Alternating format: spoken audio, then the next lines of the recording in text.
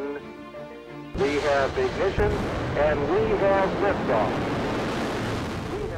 Space एक्सप्लोरेशनका सुरुवाती दिनहरूमा जब मानव जातिको ब्रह्माण्ड यात्राप्रतिको आशा उच्च थियो, एउटा निर्णय गरियो जसलाई पछिल्लो दृष्टिमा सम्भावित गम्भीर गल्तीका रूपमा बुझ्न सकिन्छ। नासाले अमेरिकी खगोलशास्त्री तथा प्रसिद्ध एलियन हन्टर फ्रैंक ड्रेकसँग सहकार्य गर्दै भोयेजर अन्तरिक्ष यानमा नक्सा राख्यो।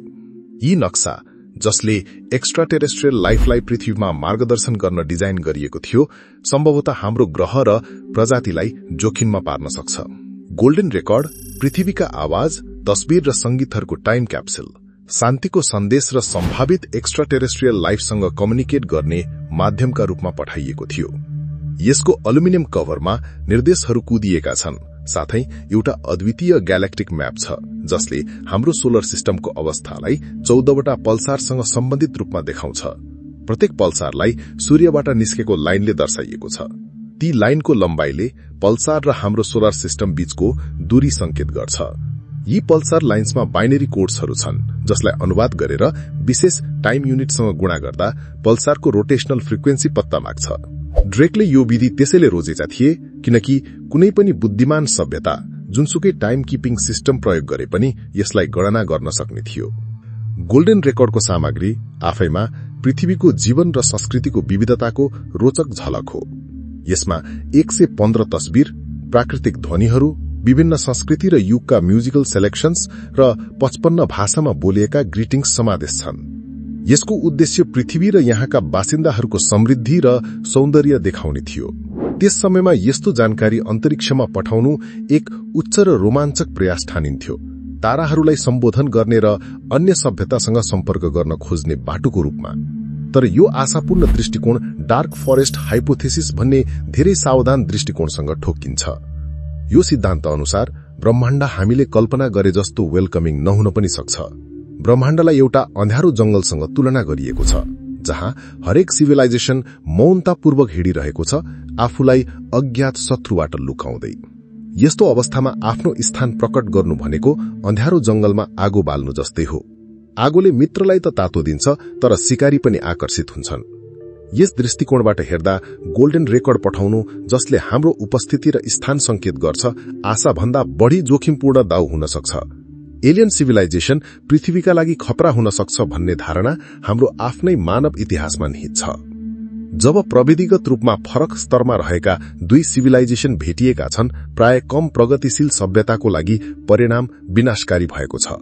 केहीले भन्छन् यही सिद्धान्त कस्मिक स्केलमा पनि लागू हुन सक्छ। स्टिफेन हकिङले पनि चेतावनी दिएका थिए, यदि एडभान्स्ड एलियन्स छन् भने उनीहरूले हामीलाई मित्रवत ढंगले नहेरी पृथ्वीलाई शोषण योग्य स्रोतको रूपमा हेर्न सक्छन्। यस आधारमा गोल्डन रेकर्ड जस्ता सन्देश अन्तरिक्षमा पठाउनु अनायासै खतरा निम्त्याउने काम हुन सक्छ।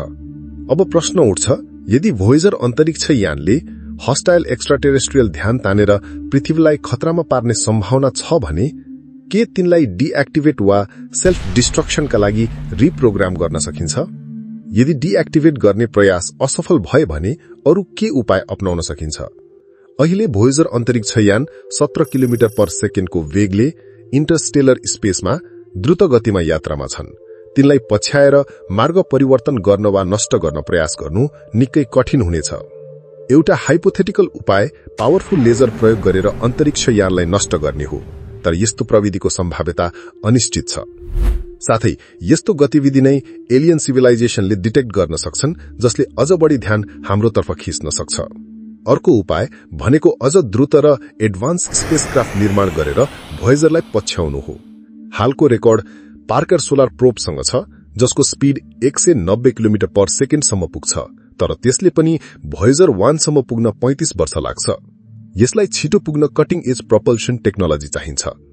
भोयेजर अन्तरिक्ष यान 50 वर्षभन्दा बढ़ी अघि प्रक्षेपण भए पनि भर्खरै मात्र इन्टरस्टेलर स्पेस पार गरेका छन्।